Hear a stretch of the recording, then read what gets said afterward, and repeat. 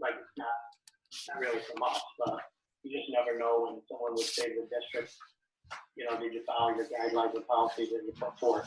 Okay, so just, I'd always document. Virtual class meetings. So our plan is to start that on Monday, April 20th, and that will be the normal first meeting that we typically have, which would be SPED and guidance and school social work. So that'll also obviously include that. So that should be a springboard into the other grade levels that it typically is. So more to come on that. We're hopeful to follow the pretty much the same process we usually do. Other than so we're trying to make a live Google document. I don't distract you when you don't distract me. If nothing else, we'll have, you know, maybe Molly having that up and sharing it like I am this PowerPoint, and then you can at least see what's going on and be able to, you know, have a couple of notebooks nearby or something where you can kind of. In my eye. So we will be getting with integrated room instructors before that. So what I mean by that is anyone at each grade level that will be identified as teaching an integrated room will get from you. And to that end, we'll also be getting.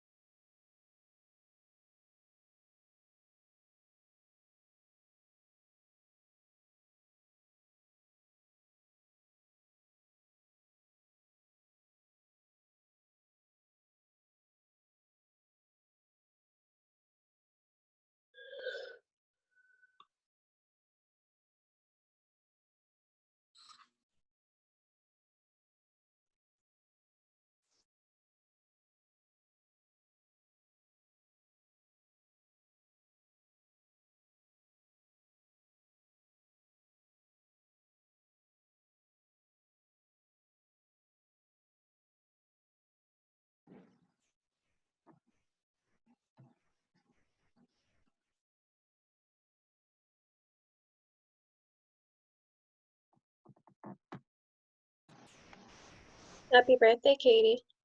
Thank you. You're welcome.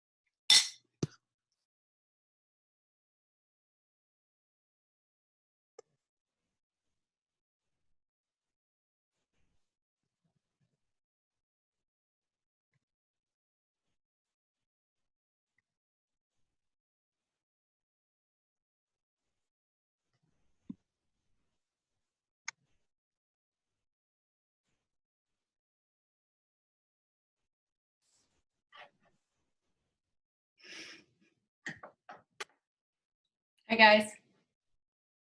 Hello. Where's your robe, Soph?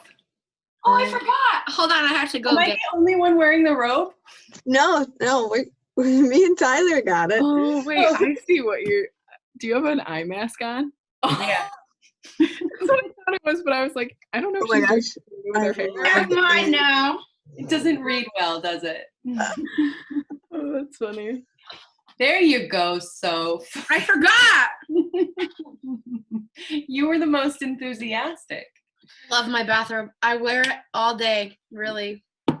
Are there cocktails all over it? Yes, there are. Gosh. I also have some flannel ones, but I get a little warm in those, so I'm gonna wear this one. Happy birthday, Katie. Aw, Happy birthday! Yeah. happy birthday, Katie. You gonna do anything fun today? Oh, living life in paradise. Yeah. Quarantine. Nah, I'm probably just gonna do like dinner or something with my mom, dad, and grandma. But it'll be fun. Sounds nice. Yeah. What's your dream birthday dinner? Oh, that's a tough one. I like steak. It's probably that.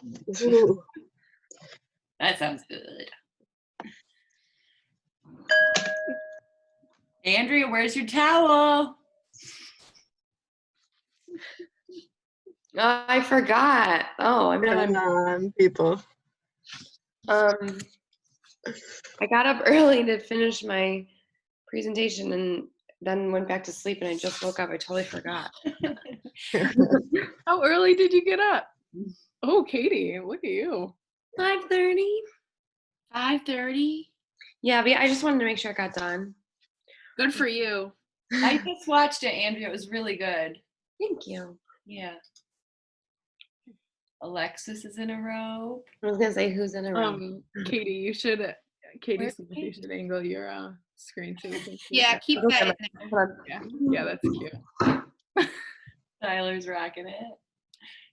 Oh, Katie. Katie, you're on mute. That's my little Easter tree right there. Oh my gosh. Katie, will you tell everybody how you got your mom to get you chocolate? I cried because I didn't get a chocolate bunny. Yeah. I went downstairs and there was nothing for Easter and I cried. And my mom felt so bad. She went to the store. I was like, Mom, no, I don't want you to go to the store.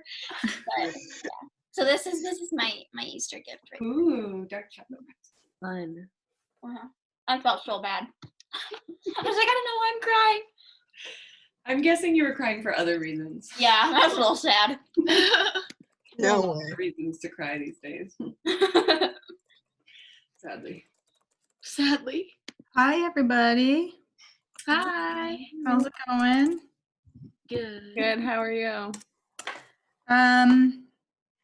Did I miss the robe memo? Why didn't you Yeah, tell you can me? go I and don't get want a yours. robe. I have my favorite terry cloth robe upstairs. Where's the lab? So congratulations to the last class for 426 ever in your life. Yay, you made it. Good job, guys. So in my background today, I decided not to do movies. This is me ziplining in Mexico. I'm just Oh my gosh. that I have Mexico That's behind awesome. me today. So it's nice and sunny here and really warm. It's not windy at all. That's what I'm going with today. That looks beautiful.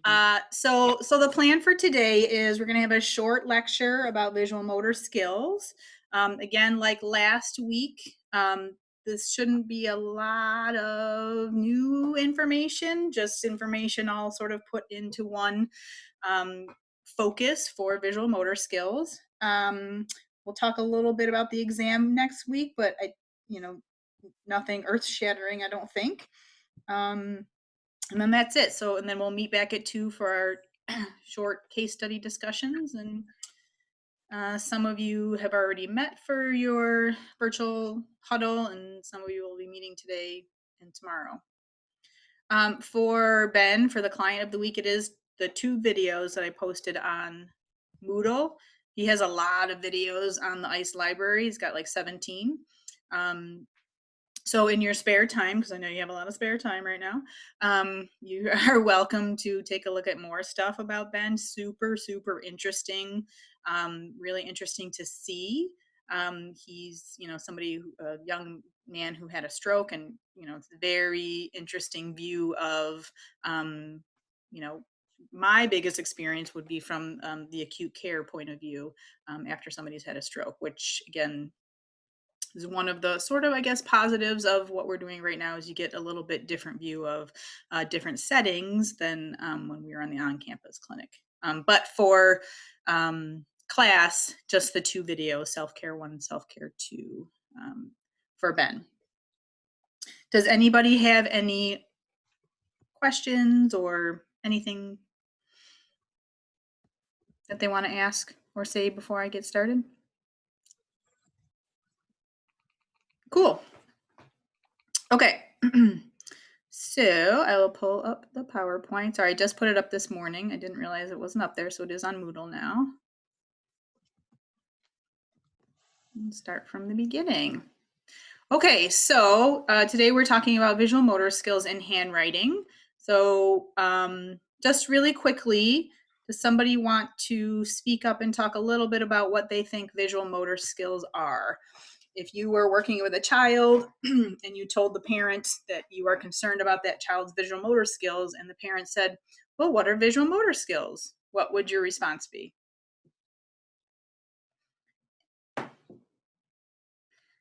Because if you do work with kids and you say something that to a parent, you will get that question. Or did anybody have that question asked of them with their kiddo in clinic?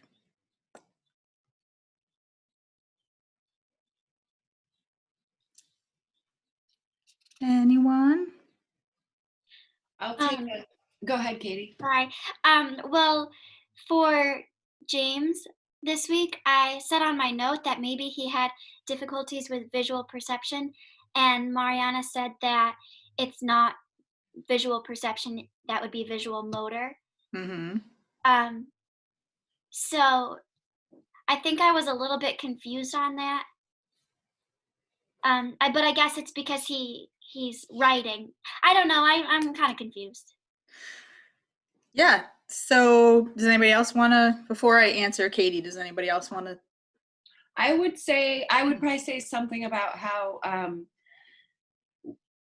using visual motor, I guess using your body to create, the ability to use your body to create movements or marks on paper with like a cognitive goal in mind or something. Yeah. I mean, that's, right on. It's a visually guided movement, and typically from our perspective, it's movements of the arm and the hand to, produce a design. Like it could be a shape or a line or a letter or a number or a picture or, whatever design that, depending on the person that you're working with. So it is visually guided, and it is, Vicki, yes, cognitively guided. So Katie, does visual motor skills involve visual perception? I think that's what I was confused about, but yes, right? Yes.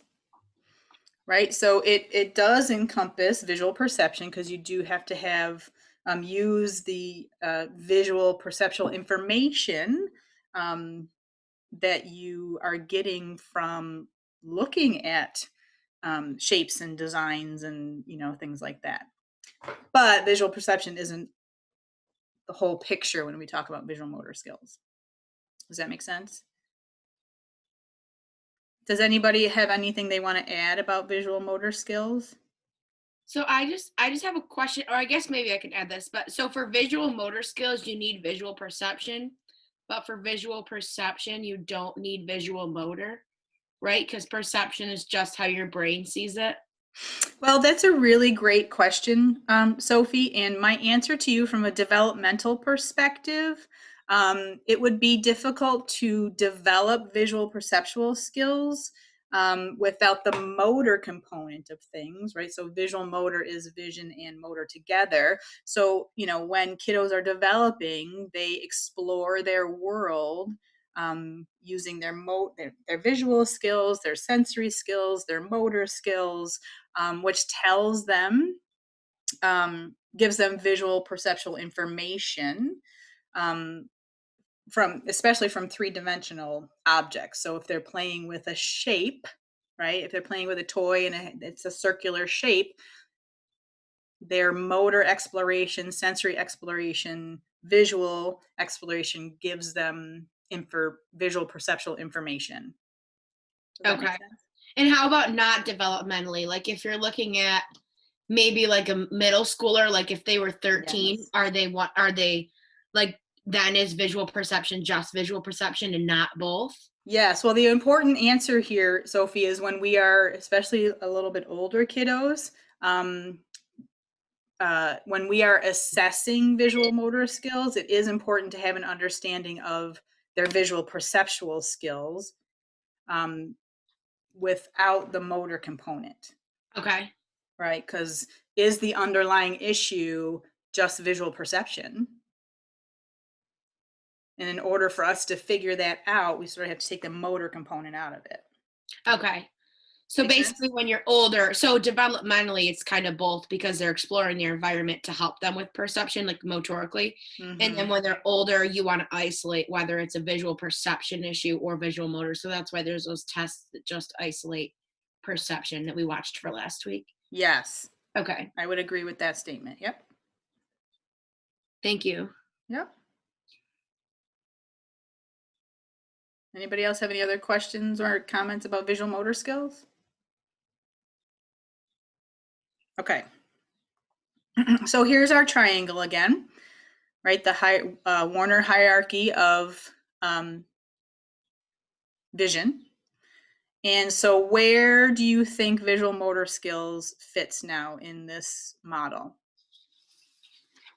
Anyone want to take a guess?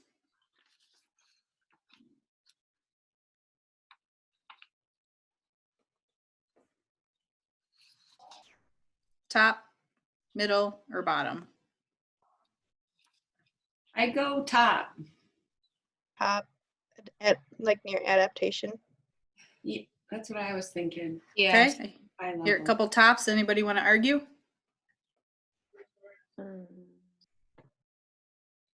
No, I hate arguing. I would agree. I mean, with discuss or counter. Play the devil's advocate. Yes, right? So up at the top, okay, visiocognition and at some points adaptation through vision. Right? So up there at the top, we also are talking about not just the visual information, because remember here down at the bottom is the visual receptive skills, right? That visual information that's coming in, ocular motor skills, your visual acuity, accommodation, convergence, da-da-da. In here in the middle is your visual perceptual skills, visual memories, pattern recognition, closure, figure ground, and then up at the top, visual motor skills, which incorporates motor control, cognition, and visual perceptual skills and the visual reception skills all together. Okay, that's sort of the culminating overall skill that is developed through this model. Does that make sense, everybody? I have a quick question. Sure.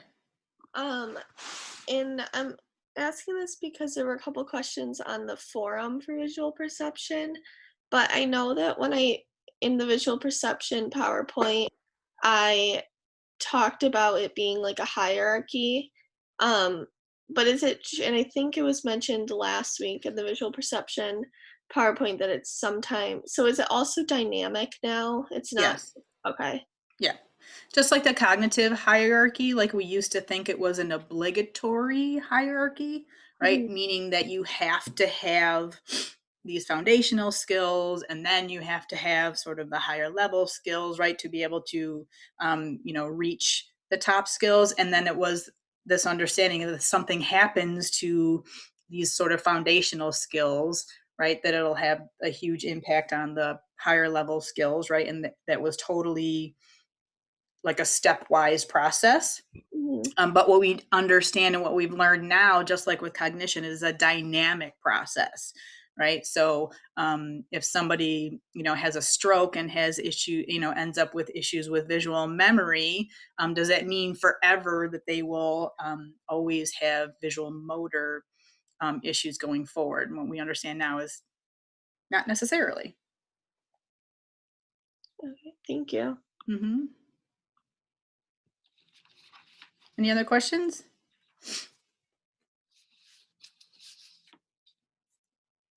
Okay, so I just want to talk a little bit about, a lot of information. And when we talk about visual motor skills and visual motor deficits is centered around pediatrics, right? Because they are developing those visual motor skills, and it is a large focus for occupational therapists. There's a large percentage of OTs that work in peds and that work in school systems. So it's a large percentage of OTs in their careers that focus on visual motor skills in the pediatric population. But I do want to talk a little bit about it from the adult perspective. So there are, adults that if you work, are working in an adult setting that, you will come across that have visual motor deficits. Typically are adults that had a developmental disability, or adults that have had a neuropathology, right? And now are experiencing visual motor deficits. Typically, these are evaluated functionally for adults, so we really don't have standardized assessments standardized specifically for adults. So evaluating visual motor deficits for adults. So we evaluate it functionally. So how would you evaluate visual motor skills functionally for an adult? What do you do? You're all adults, right? What do you do in your life that you use visual motor skills for?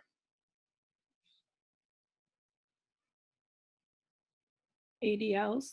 Yeah. How do you use your visual motor skills for ADLs? I mean, pretty much everything, because you use your vision for everything. Well, you use your vision for everything, but how do you use your vision to guide your motor skills when you're doing ADLs? Could you say like when you're buttoning a shirt, like getting it in that button? Or is that more visual perception skills? Could be, right? So it could be. So there could be some, you do use visual motor skills, right? Because you are, especially if you are looking at the button in the hole and like trying to line things up and use your fine motor skills. There's a lot of other things that you're using. So you just have to make sure, like really think it all the way through. What is the underlying issue, right? Is it a fine motor issue, muscle tone? Is it sensation? Is it vision? Is it cognition, right? But yeah, sure, could be there. I was thinking that it could be like looking for an object and then when you find it, moving in your hand to get it. Yeah, so even just simply, you can start out like if you see somebody who is, right, like you said, looking at an object, using that visual information, and then they're going to reach for it. If they miss it, they overreach, they underreach, right? Is it a visual motor issue, or is there some other underlying issue? How would you know if that was like visual motor versus like motor planning? Mm-hmm. Or is that or are they kind of similar too? Yeah. So the answer to that is many times you might not know 100%, right? Because there's so many things going on. It might be hard to isolate, right? Is it the motor planning? Is it the vision? I mean, you would want to do, so how would you try to figure that out? Anybody? What would you do to try to figure out what the underlying issue is for underreaching or overreaching? I would probably try and have them perform like a new sort of motor task and then try and have them do something that's familiar. And if they do like poorly on the new task, it's probably motor planning. Right. Good, Shy. So remember, motor planning, typically those automatic unless it's ideational, but yep. But it's typically the automatic motor movements are okay, but the new ones are not, right? Because then they have to sort of plan. So a way to test for motor planning is a sort of novel motor action. What else would you want to assess with adults when you're thinking, is it visual motor? Is it something else? Where would you start?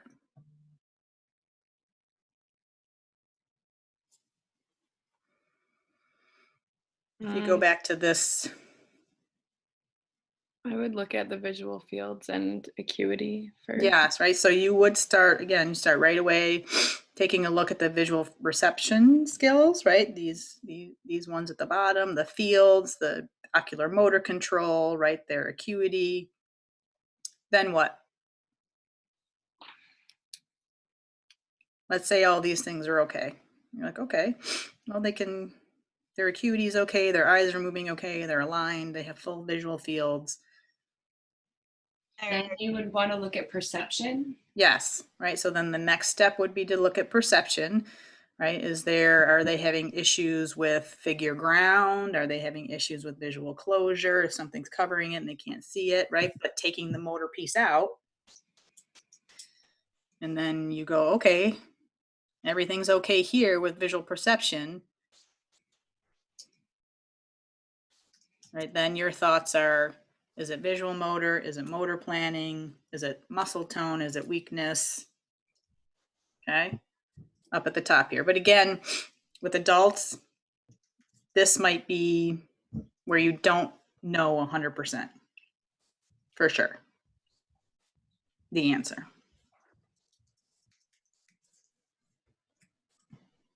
Because visual motor deficits uses so many foundational skills, right? Not just the visual foundational skills, but also motor, also cognition, muscle tone, right? All of those things. But we try to do the best we can to figure out as best as we can what's going on. However, when you go to intervention for visual motor deficits with adults, right, you go back to your motor learning principles. So even if you were using your motor learning principles and your client actually had motor planning problems and you thought it was visual motor deficits, do you think it's appropriate to use motor learning for individuals that have motor planning issues?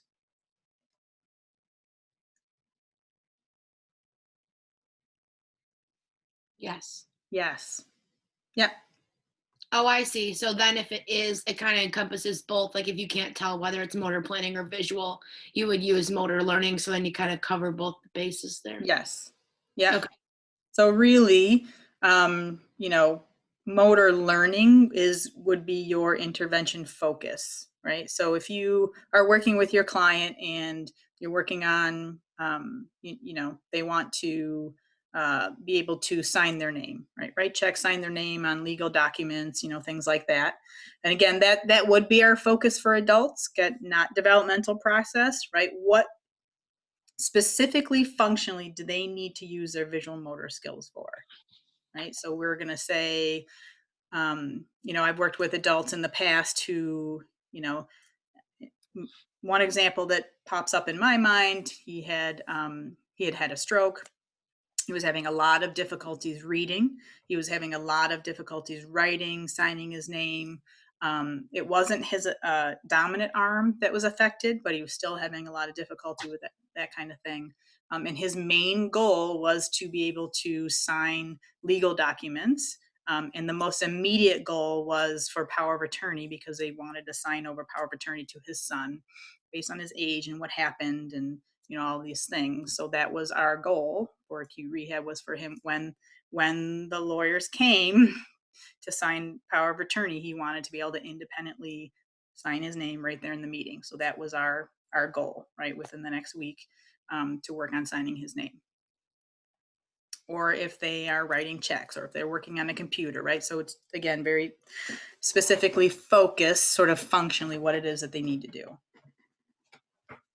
And this information sort of on the bottom of the slide here was a study done about vicarious learning, right? So this is watching somebody perform a skill while also performing the movement yourself.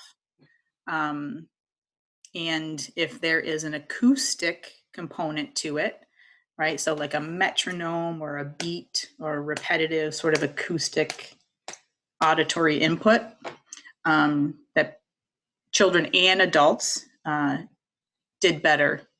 And this is based on visual imagery theory, right? So watching yourself or watching somebody else do the movement improves people's performance. Does that make sense to everybody?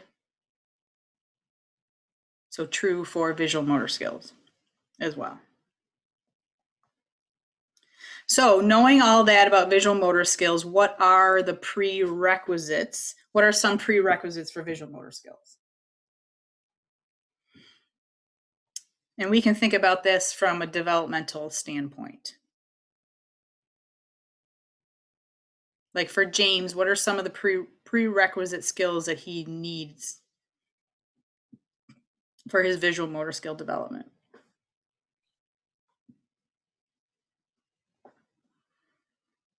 Like being able to hold a pencil? Yes, right? So from the fine motor perspective, right, he needs adequate fine motor skills to be able to hold the pencil in appropriate grasp, to manipulate the pencil with the right or correct or adequate or appropriate whatever parts of his arm and hand and fingers, to be able to form those shapes. James is at a shapes level, right? He's 3, he's working on lines and circles and crosses and things like that. So he has to have the motor control, the fine motor control to hold the pencil, manipulate the pencil, move the pencil in the way that he wants it to go or the way it should go to form those shapes and lines. What else does he need? Maybe grading movements. Yes. Proprioceptive awareness, tactile discrimination, right? We saw a lot of sort of, right? James didn't have a lot of grading of his movements. Good. What else?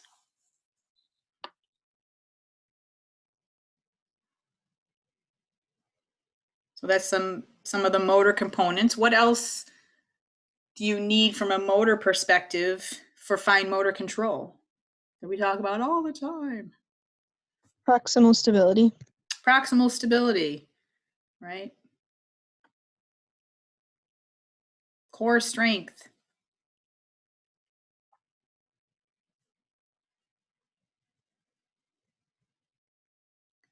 And then from a visual perspective, what does James need? Acuity. Right, what we said before. He does, that acuity, the visual perceptual stuff, visual efficiency, right? All of those add up to developing fine motor skills. And I have in the notes down here, when you go back, some things we've talked about and some other things, right? Motor planning, bilateral coordination would also be important from the fine motor perspective, visual perceptual, visual spatial. Okay, so a developmental sequence of developing visual motor skills. This information you can find easily on the internet, right? The developmental progression of visual motor skills. So the first time you give a little toddler, right, you give the 1-year-old sitting in the high chair a marker, a crayon, and a piece of paper, the first thing that happens is some swiping and, just these big random sort of gross motor movements. Like, what does this thing do, right? And you try to put your hand over and you go, no, here, scribble, scribble, this is what, right? When you do this, this is what happens. You're showing them the cause and effect, right? So then they get it. Okay, scribble spontaneously, any direction, right? Just sort of random scribbling is the first thing that happens. And the next development is imitating sort of specific gross motor movements with the scribble, right? So they might scribble vertically, they might scribble horizontally, big circular scribbles, right? You saw this, James was doing a lot of sort of circular scribbles in some of those videos. The next expectation would be for the child to imitate specific lines. It typically goes vertical, horizontal, then circular. Not scribbles, right? One vertical line, one horizontal line, one circular line. And how do you think, like James, for instance, how do you think he would know what one vertical line looks like, or how to form up one vertical line? How do you think he knows how to transition from the vertical scribble to one specific vertical line?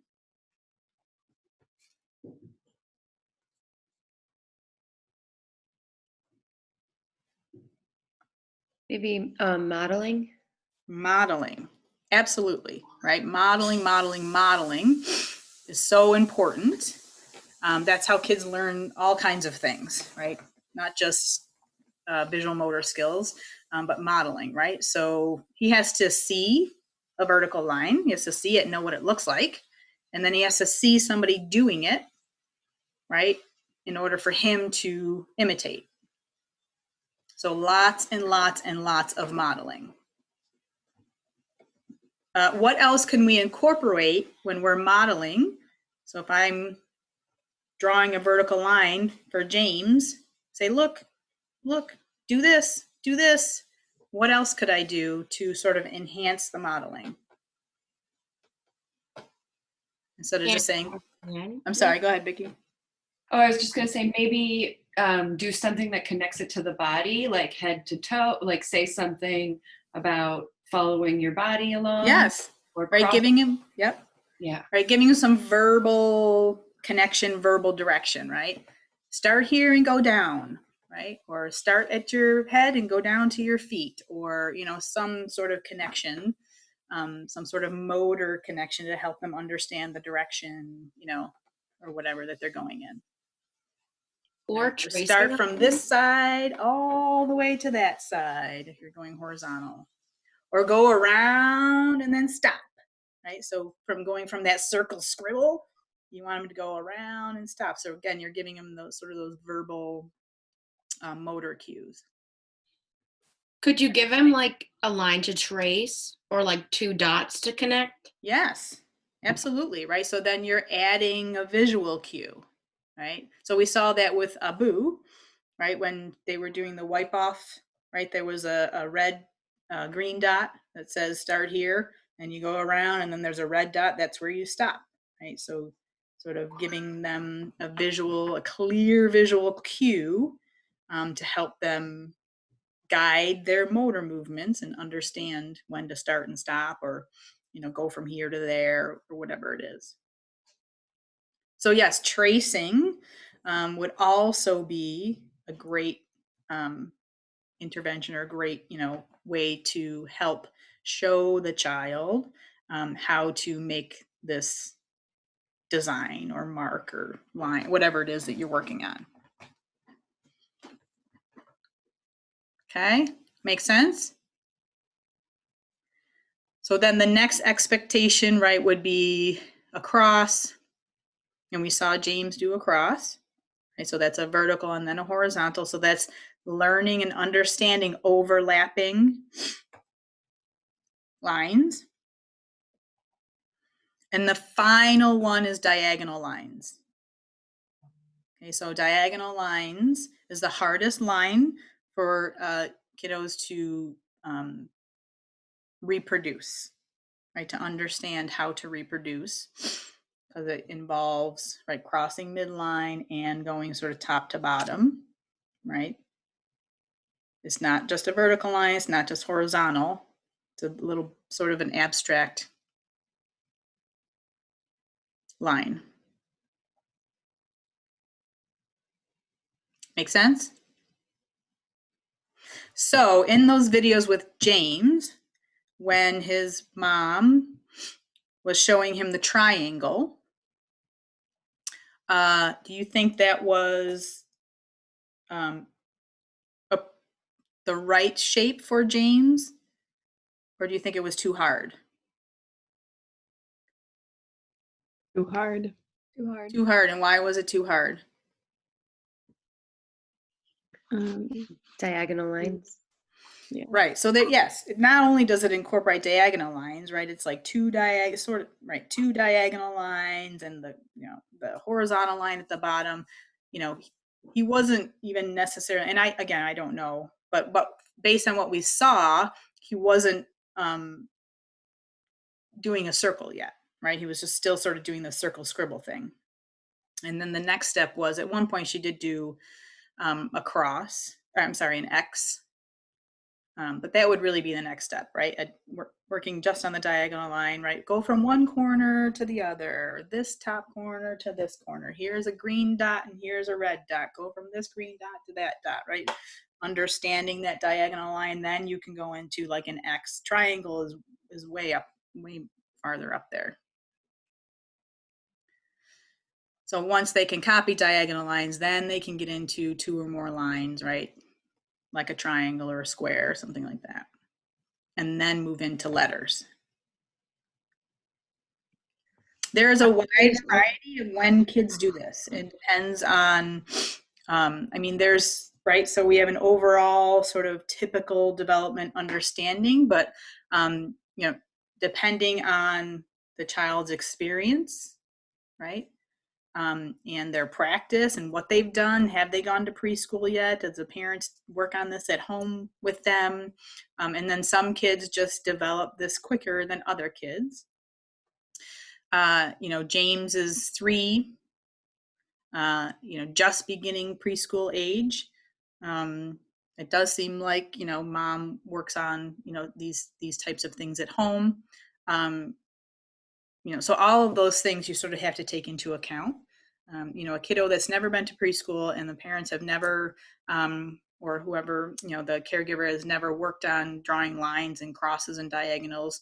You just, you wouldn't expect them to be able to do it, because they have to have that modeling and they have to have that practice. It doesn't just happen necessarily spontaneously. Okay, makes sense?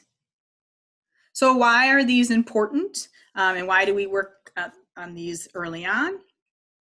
And as a focus of OT is because there is a clear correlation between visual perceptual skills and visual motor skills and academic skills in early elementary school. So the kids that struggle more with visual motor skills just struggle more overall in early elementary school.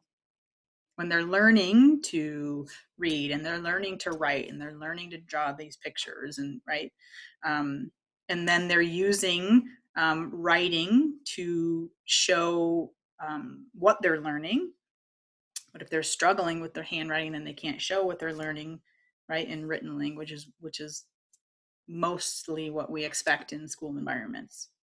Less so than it used to be, but it's still a very high percentage of we expect kids to write a sentence about the story you just read. What's the topic sentence? What's the detail sentence? What's the conclusion sentence, right? So there is a high correlation there. And then just from a motor perspective, I have down in here, right, kids start with large motor movements, and then it develops into visually guided, where proximally we're stabilizing with our shoulders, stabilizing with our forearms. It moves to more wrist movements. If you can see my hand, right, more wrist. And then eventually all of this stabilize and we're just working on finger movements. That's the most efficient fine motor way to write. We probably all don't do that. So don't worry, you're fine, right? You're all functioning fine, right? But from our developmental perspective, that's what we're striving for. Okay. Okay, so we will talk about approaches to remediation. This is a holistic approach to visual motor skills, right? So from a developmental perspective, begin with the basics and we work on the next developmental step, right? So that's why it's important to know developmentally where your kiddo is, and then what would be the next developmental expectation, right? So then you can work on that next step. Okay. And then and from a receptive perspective, perceptual perspective, and visual motor perspective. So that developmental sort of sequence understanding is important to know what to work on next, like what their next step would be. So your expectations aren't too high or too low. Right, simple to complex, 3D, three-dimensional to two-dimensional steps. Make sense? From an NDT or SI perspective, right, that's where we're looking at muscle tone, because we know that's going to impact their motor skills, which will impact their visual motor skills, their stability, looking at vision, their attention, body awareness, tactile discrimination, learning the spatial concepts for tactile and proprioception first, right? So that's that exploration of objects in their environment, so they can learn what that means. We saw some of this with Abu, right? Using tactile materials to draw in, proprioceptive feedback. We saw that with Rebecca with Play-Doh, right? They're using Play-Doh to form letters and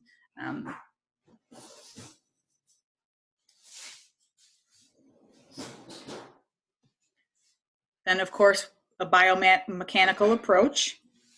What is their posture at the desk? What is the slant of the surface? The strength of their hand muscles for their grasp, appropriate size of writing utensils, use of the grips, 90-90-90, right? Hips, knees, and ankles when they're seated to support their body and their posture for better mobility, all of those things. You guys know all of this, right? This is not anything new, just putting it all together with a visual motor perspective. And yes, visual motor skills involves cognitive skills, right? They have to understand how to form the letters. They have to recognize the letters. They have to know, right? These are things that they have to learn. What does an A look like? And how do I make it? And what does it mean to have it lined up on the paper, aligned with the rest of the letters, right? All that also involves cognition. They have to be able to, work on them to be able to look back and say, how does that look? Is that the way you wanted your A to look? And if it's not, then what do you need to do to change it? So here we might use some mnemonics, right? And we said a little bit about, we were talking about, James, like we would add some verbiage, right, when we're helping kids form letters. So does anybody have any verbal cues or mnemonics that they've heard about remembering B versus D, which way B versus D goes? Vicky's saying yes. An image, it's more of a visual cue, but an image of a bed, BED, with the headboard and the footboard creating. Sure, right? If you put a B and a D next to each other, we took this verses out, right? Here's the head of the bed and there's the foot of the bed, right? So the bumps are going in. Remember in, I think it's 318 or 315, whichever one, functional analysis, and I brought the handwriting without tears stuff to lab to take a look at. Handwriting without tears uses a lot of sort of verbal cues and mnemonics for forming letters. One of the biggest ones is start at the top, start at the top. They sing that song, start at the top, right? So start at the top line versus starting at the bottom when you're forming your letters. They have, like I can think of like forming the E. I've heard of, verbal cues or mnemonics of when you're drawing the line, it's like you're playing baseball. You hit the ball and then you run around the bases, right? Hit the ball, run around the bases, right? And then you repeat, right? So, but it's just giving them more information about what it is that you asking them to create or what it is you're asking them to do.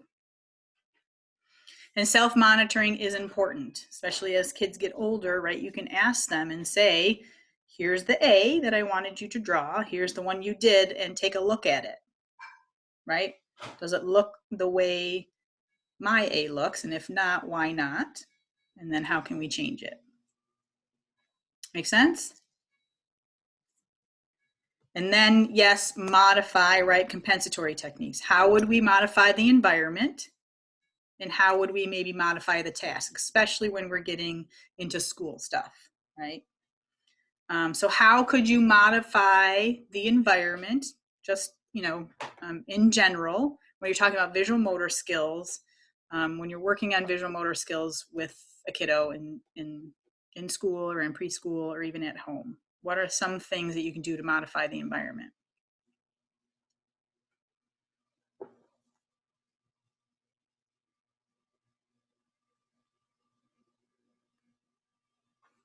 And you can modify the environment from a cognitive perspective, a biomechanical perspective, right? A developmental perspective. What are some things that you might do if you're thinking from a biomechanical perspective and you want to make sure that their posture at the desk is good and the slant of the surface, like what would you modify? You could add like blocks to kind of make like underneath their feet. I know for Kylie's client last semester, his feet wouldn't touch the ground, so we took the little bricks and built them up so that he had somewhere to put his feet on. Yeah, definitely, right? Being mindful of the seat that they're sitting in, right? Is it providing the right support for their posture and for their body, right? And then if not, then you're going to modify it. You might modify the lighting in the room. You might modify what's going on around in the room, right? From a cognitive perspective, maybe they need, right, to be able to pay attention more. There's too many other visual distractions happening, right? All of those things you guys know. And then modifying the task, right? You could modify the visual ground. You could modify the contrast. You could modify, there's papers that have raised lines on them and gives them that tactile sort of bump feedback, right? There's lots of things to modify. I know they use like their finger, right? It's called parking spaces. So you write one word and then you put your finger at the end of the word and then the next word starts on the other side of your finger. So there's a parking space. Right? So if you're helping them with like spatial relations. Graph paper, people have used graph paper, right? One letter goes in each box to help them visually understand how to line it up.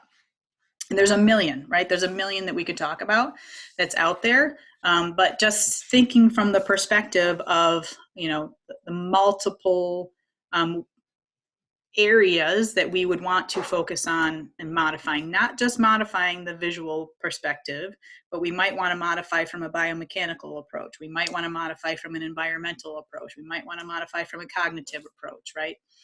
All of those things. Can you talk a little bit about, I've heard OTs or people talk in the past about getting the kids like kind of standing maybe even, or working on a vertical surface rather than a horizontal surface? Sure, and yeah, and so what would be some reasons why you might want to do that? I would think it would change visually and inherently they'd have better posture, which might. Yes, that could be a reason, right? So if you want them in a more sort of upright posture, right? If you're bringing that surface more vertical, right? You are visual, your posture tends to be visually guided, right? So wherever your eyes go, right? Because I'm looking down at my computer, so I keep going like going down, down, down, right? So if you bring that surface up, your eyes come up, your head comes up, your neck extends, right? Your trunk extends, all those things happen. So yes, changing the surface has certainly changed their posture. Now, why might you have them standing? Because you could do that with them sitting. What might be, anybody else, what might be a reason you would have somebody stand, a kiddo stand when they're doing it? Maybe to strengthen their shoulder if you tape it to a wall for like that mobility. Sure. Yep. If Or you're mobility. Yep. If you're focusing on their proximal stability, right, and you want to strengthen those shoulders, what else might you do? Or what other reason might you have a child standing instead of sitting? From a sensory processing standpoint.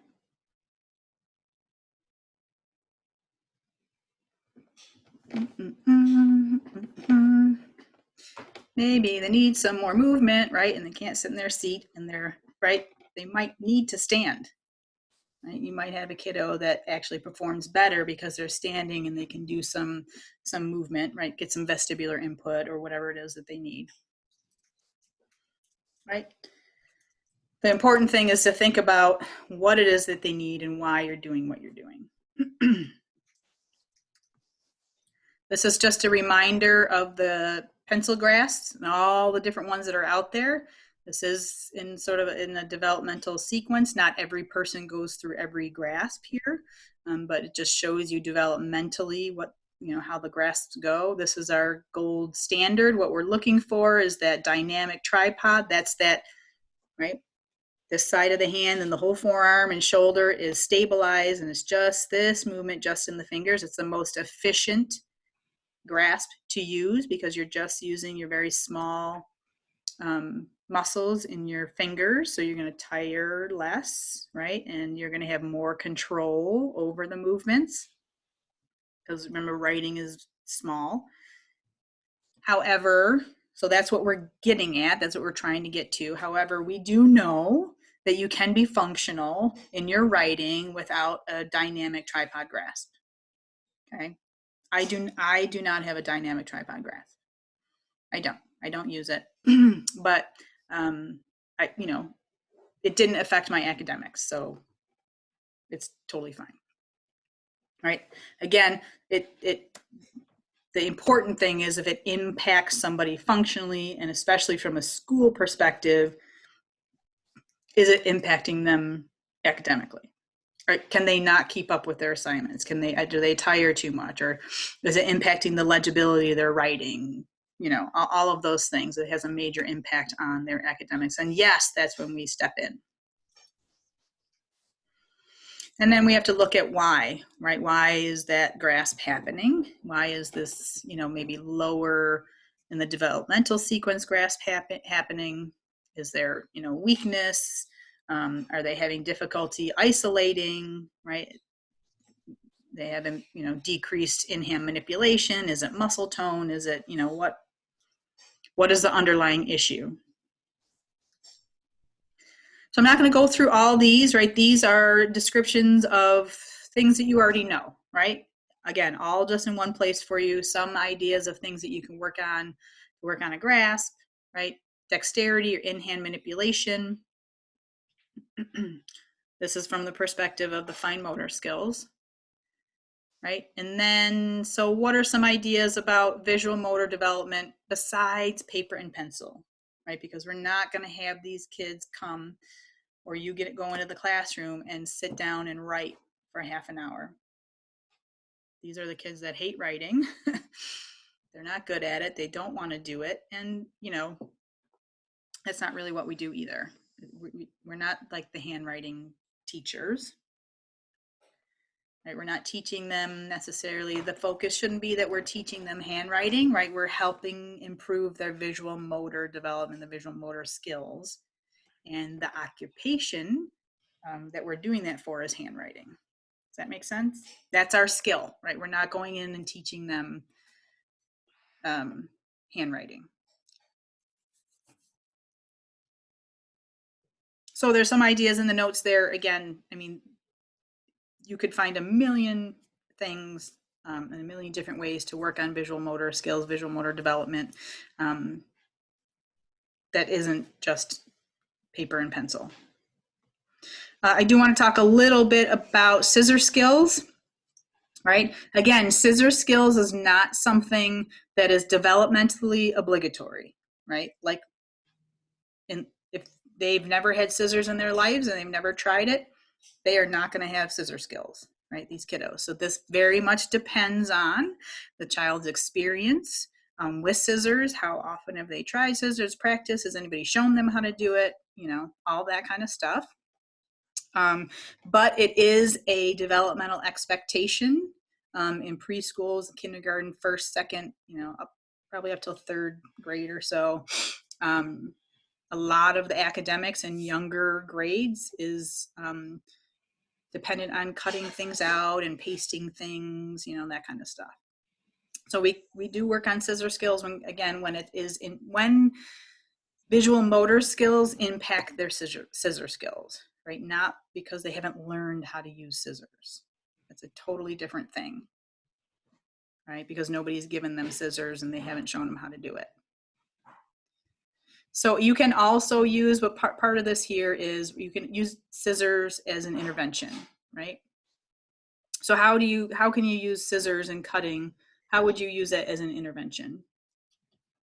Or what do I mean by using that as an intervention? Like to build strength in the hand and give proprioceptive input to the hand muscles. Yep, it's a great way to work on a grasp, right? Because you are using those first 3 digits, which is what you would be using for your tripod grasp, and then stabilizing on the ulnar side, right? It's a really good way to strengthen up your in-hand muscles, your thenar, all of those things. So cutting, you know, foam, cutting Play-Doh, cutting, you know, even cutting paper, construction paper, things like that is good for hand strength and grasp development. And then quickly here is a developmental sequence for cutting, right? First thing is just sort of snipping little snips. Then they do consecutive cuts, but not really accurately, but they can do like, you know, a couple cuts in a row. Then they cut on a straight line, then a circle and curves and corners. That should be pretty straightforward there.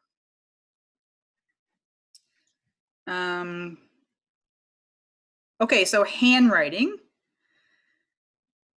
That really is sort of the culminating sort of occupational performance skill that we tend to look for, and why we work on visual motor skills when we're working with kiddos, especially in the school setting. And even like our little kiddos, like James, those are pre-handwriting skills. Right? Even that you know, just writing the lines and the shapes and things like that, that's pre-handwriting skills, getting him ready for handwriting. So the important things to know about handwriting isn't just visual motor skills either. Okay, so they have to know how to form the letter. Let me go back here. They have to recognize the letters. They have to know how to form the letters. You know, what is the speed of their writing? What is the legibility of their writing? We look at, and I know Andrea did the etch today for standardized assessment. So the etch is the evaluation tool of children's handwriting, and it has a really well structured assessment of each of the points of handwriting that we would be interested in from an occupational therapy perspective, right? So not just letter formation, right? Can they do letters and writing from memory? Can they copy letters and words? Can they do it near point in front of them? Can they do it from the chalkboard, which is far point, right? Can they do it when somebody dictates something to them? Say, I want you to write this. Or can they do it from original material? Like all of that is incorporated in handwriting, right? So it involves all of those things that we talked about from the beginning: cognition, right? And, visual motor skills, and also academic skills, right? Have they learned how to form the letters? Have they learned how to, listen to somebody talk and write at the same time?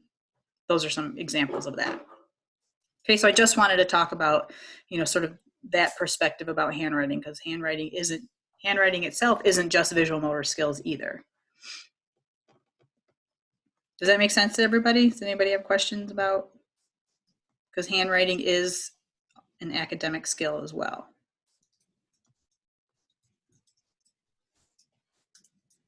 So the important thing from your perspective is to have an understanding of why the kiddo is having an issue. So when you work in the school system, sometimes, you have kids that are referred and that, and the referral is, and it's just an understanding, and this is an education perspective, opportunity, I should say. But sometimes you have kids that are referred to you and says, well, he doesn't really hold his pencil the right way.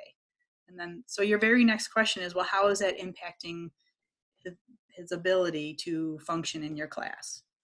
How is he doing academically? Oh, great, no problem, right? Is he able to write everything you want him to write? He's able to, yep, none of those problems.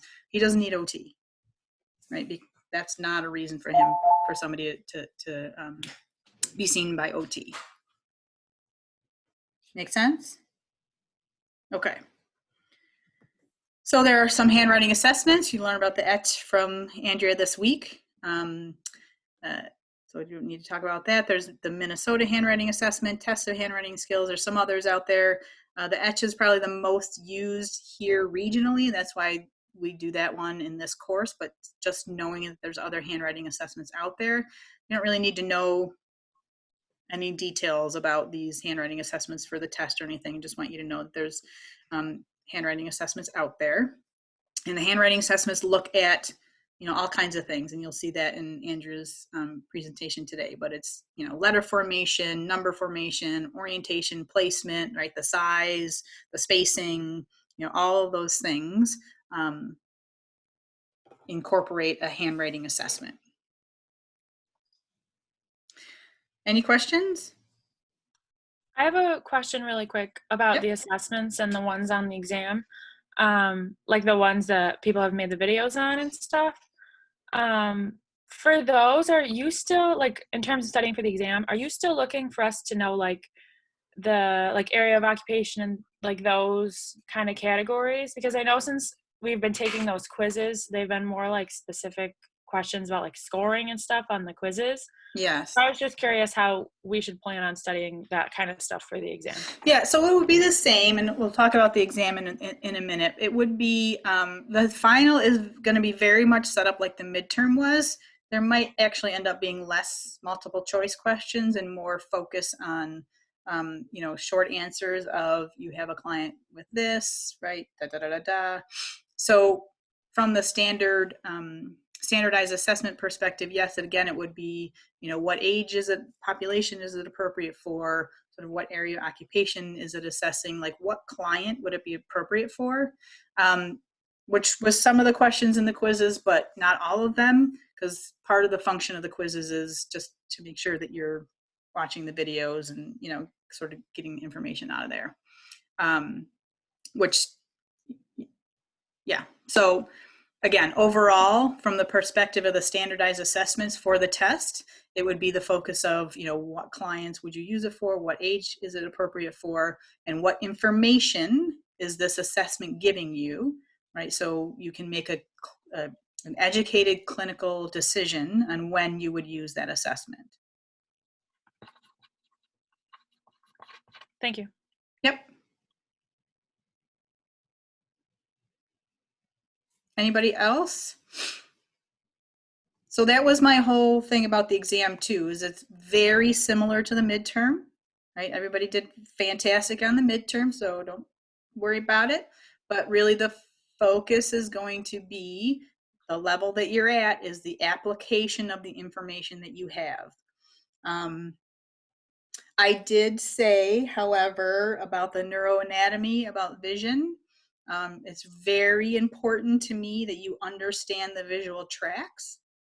and that you understand if there is a lesion or an impairment somewhere along that visual tract, what that means, what that impairment would look like.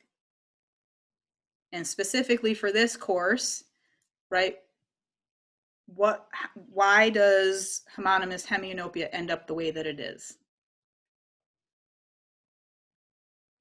So a really fantastic question would be, here's a picture of the visual tract and here's a lesion.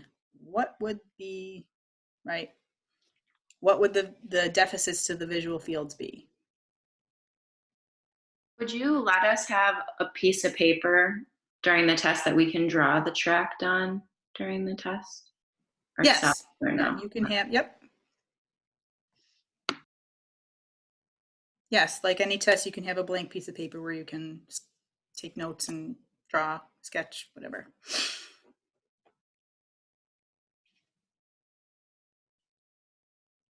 And the final will go from, let me just open it up so I'm, make sure I tell you the right thing.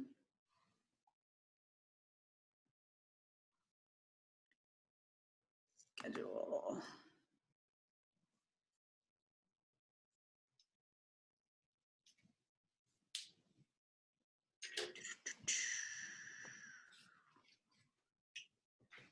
All the vision stuff. So it goes from March 23rd, right? Yeah, because we had our exam. Oh, except for the cognitive rehab for ADHD and developmental disabilities. That's what we had in the afternoon. On March 2nd, after exam 1, so from there down. Low vision, diseases and conditions of the eye, aphasia, visual perception, visual motor.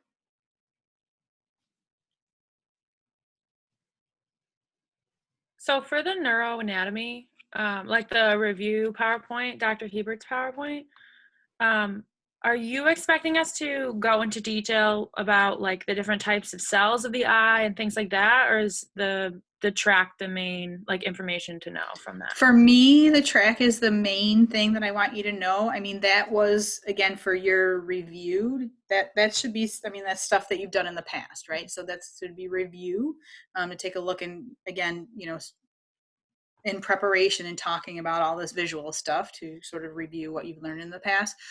But fair game for my exam for the visual track, because it does directly relate to visual fields, which is something that we've covered here in the class.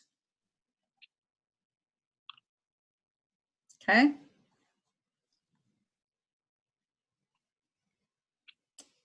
We good? Okay, I just want to do one final thing before we all leave, quickly for handwriting. I'm going to pull up a handwriting sample. Can you guys see it? I'm going to start at the bottom here. And I just want you to take a minute and take a look at this handwriting. This is a 5-year-old in kindergarten who you asked to write a sentence for you. And this is what they wrote for you, and that's the paper that you gave them. And it does say, "I hate writing," which is a common response you'll probably get. So I want you to just take a couple minutes and take a look at this. And then we're going to talk about your assessment of this child's handwriting, who is 5 years old in kindergarten, from an OT standpoint. Can't really necessarily talk about the motor perspective of it because we didn't see him write it. But think about the legibility, think about the letter formation, think about the alignment, the spacing.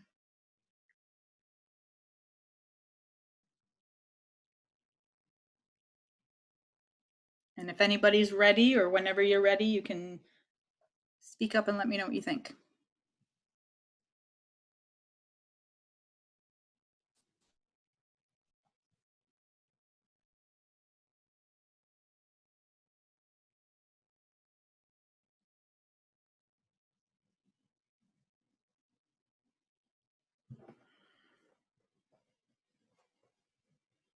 Anybody have any thoughts?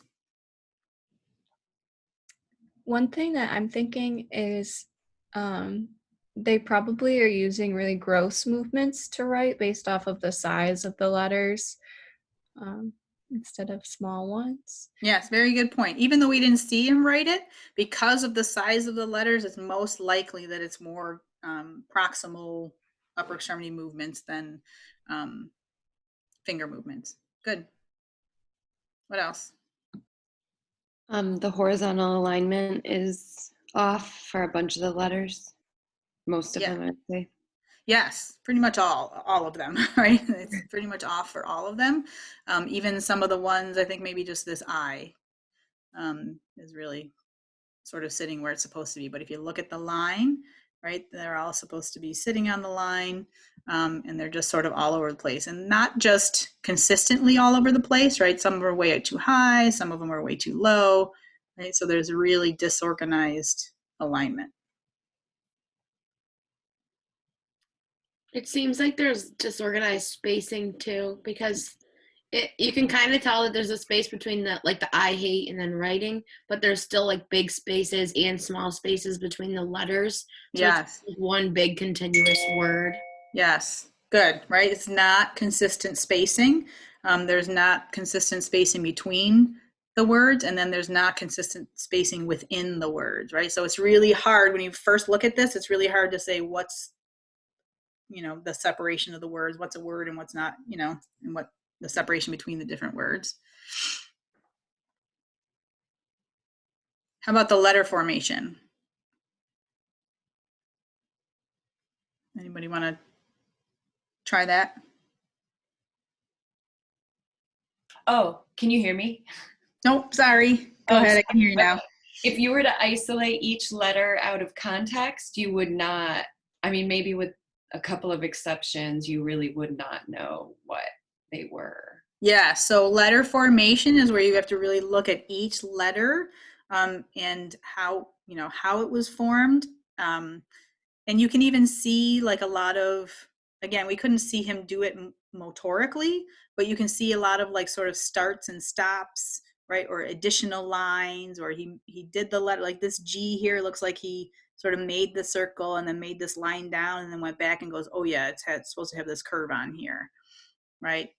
And like this R kind of goes, woo, right? So you can see that he's even, like you said, Vicki, when you look at each letter, he does pretty good with the A. That's probably the best one there. That formation part of it is really a struggle. So what are some intervention ideas? You already tried one because you have large space lines, but you have red lines here, pretty high contrast. So you can see the lines better on the paper. So that was one. What else could we do? But that didn't really help all that much. So what are some intervention ideas? I'm thinking sort of like what they did with Abu, where he had boxes to fit each letter in. So that could kind of control the size of his writing.